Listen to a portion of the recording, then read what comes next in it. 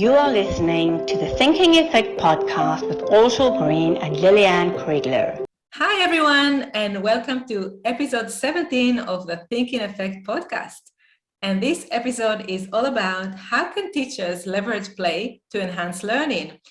And it linked beautifully and flowed beautifully from our previous episode, episode 16, which was all about how can teacher create space for curiosity. And the reason these two episodes are tied nicely together is because play enhances curiosity. And a curious mind is a mind that wants to learn. But before we jump into it, let's say hello to Lillian. Hello, Lillian. How are you? Good morning, Ortal. I thought I'd say something different today than, hey, Ortal.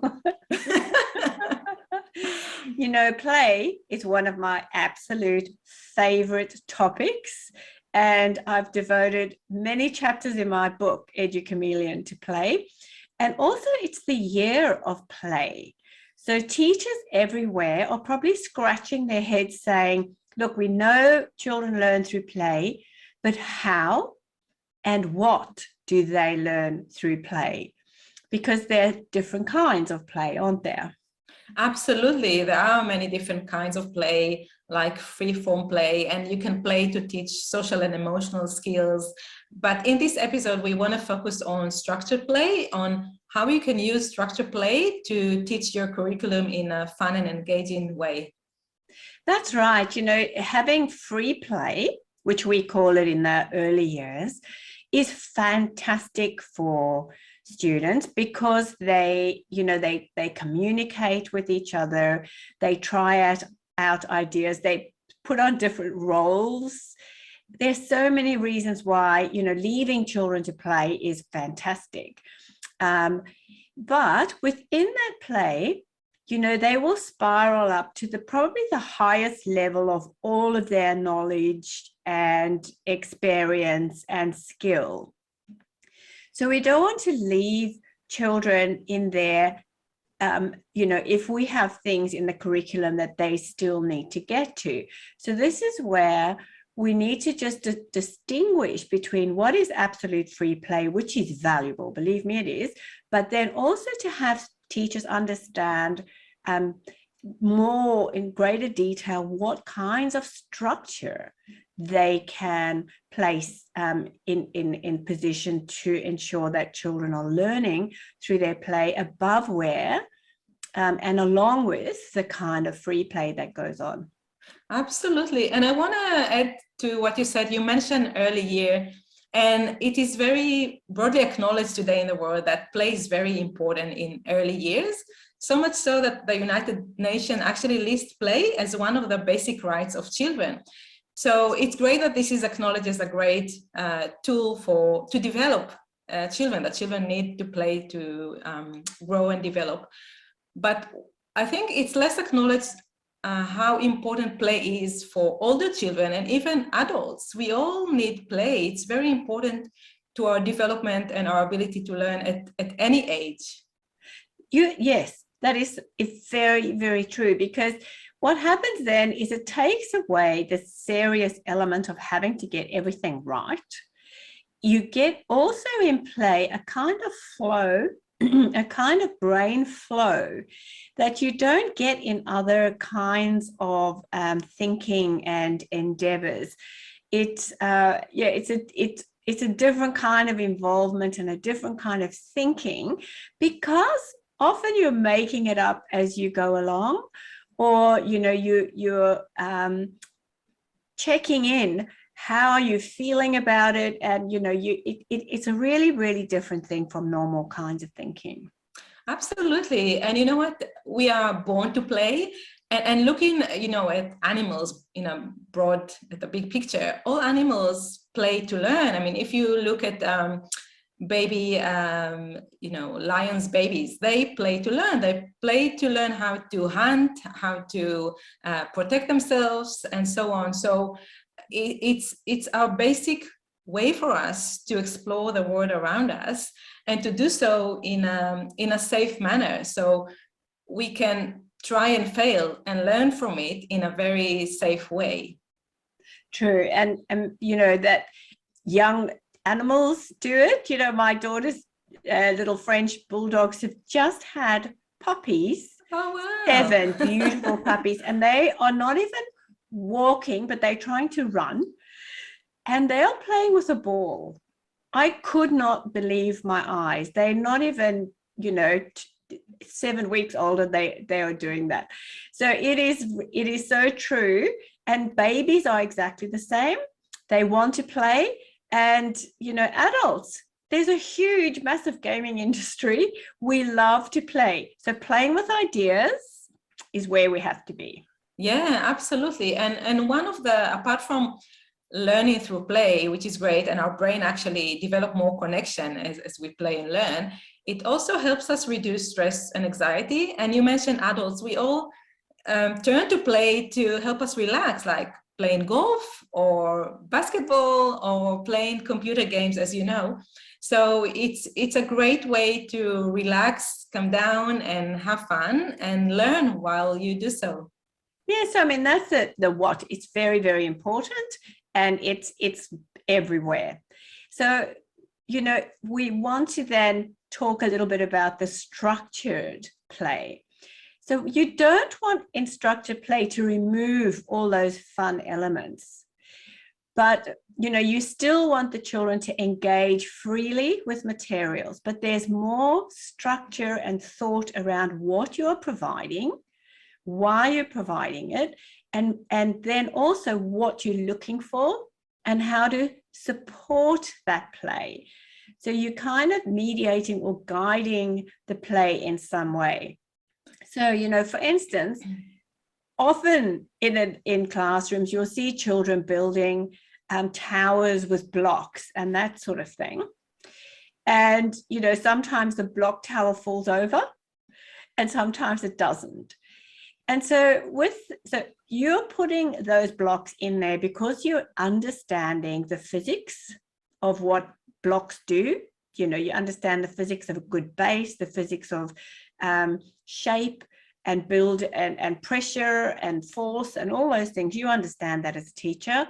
You also understand the physics of things falling over, but you want the students to understand that and to be able to articulate that. So you've provided the resources because you're aware of their potential for learning in physics and maths.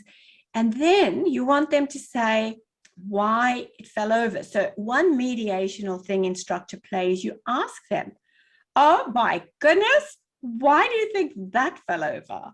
And get them to think about it and explain, because then it goes beyond that like free play.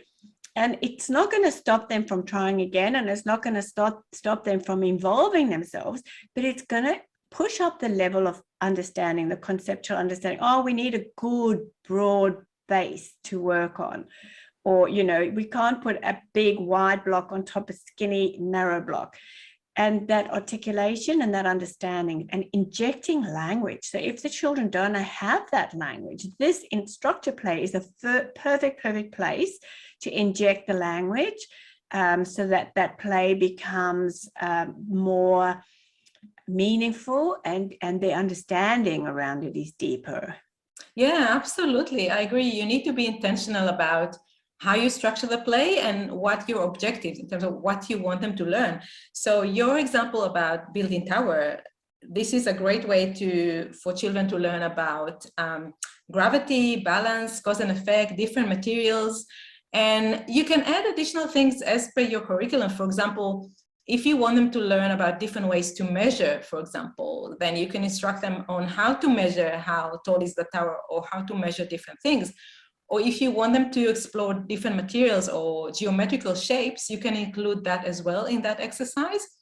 And I love what you said about learning through the process, because the best way is to actually observe what you're doing and take notice about it. So for example, if you split your students into groups of 2 to 3 students and ask them to build the tallest tower they can, before they start building with their hands, they need to plan and design the first tower they want to build. So you can ask them to draw on a piece of paper the tower that they want to build, and why they want to build it in this way. What do they think is going to happen? And then you ask them to actually build that tower and observe again what's happening. So what happened once you actually build the tower you designed? Did it work? What didn't work? And why do you think something didn't work? And you gave an example of maybe the tower tipped over because the foundation wasn't wide enough. And so let them learn through that process of play and document their learning. And once they finish with one design, they can move to the next design. And you can challenge them to say, compete with yourself, see how the tallest tower that you can build as a group.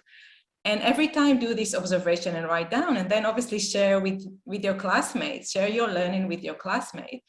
And as you said, this will give them the language, the vocabulary to use to express their learning. And it's also going to help them to galvanize this learning, to really internalize what they learn through their play. Yeah, yes, that's a really great commentary on how it happens in the classroom.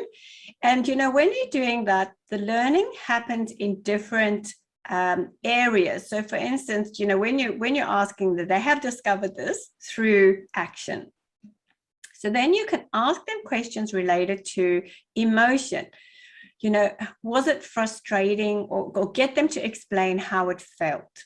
So the emotion is one part, and they can unpack that, because that's really helpful for coming across other problem-solving tasks later on, and getting a sense of what is frustration, what is perseverance, what is stick-to-itiveness. But then there's also, as you mentioned, the content learning, the language, understanding the concepts. And then there's a skill level as well. So what did you have to do? You know, what skills did you need? And so they're different. And I think it's really great if educators can focus on and understand, not just ask many questions, but to what category of question are you asking? Are you asking a skill question, an emotion question, a content question, a transfer question, like where else would you use this information? Because you know how much I love transfer. Yeah. So I love teachers to be able to really understand with the structure how they're categorizing the information for the students. Absolutely. And to add to that, you know, by letting them work in small group as 2 or 3 students, and design together and decide together, okay, how are we going to design it? Then they'll learn a lot of things about collaboration and resolving conflicts and difference of opinion. So that's another layer for the learning in terms of how do you work as a team member? What do you do when you have a disagreement within a team? How do you solve it? So you can discuss that as well with your students, because there is a lot of learning and a lot of developing important life skills just by doing this play exercise in your classroom. Yes, I love that social layer that you've added to all of that. Yeah. So there's a lot of benefits. And as you can see, it's easy to incorporate play into your curriculum in many different ways. Again, your imagination, I mean, you're only limited by your creative thinking and imagination, because any topic within your curriculum, you can actually add to it some element of play, so your students will benefit from that. Yes, I love that you talk about the imagination, because, you know, we've spoken and people are going to think we're talking just concrete materials. But really, a lot of the time, the play is in the conceptualization, and then you make models. So yes, it can happen the other way. You know, we're saying play with materials and then the learning emerges. But actually, sometimes when you conceptualize first and then you introduce the materials and you make your different iterations and different models, then you can learn more about, you know, what is going to be the most successful idea. So absolutely, yeah, it can happen at a concrete, but also a very, very abstract level. Absolutely. That's right. Okay, so shall we summarize? Yes, please.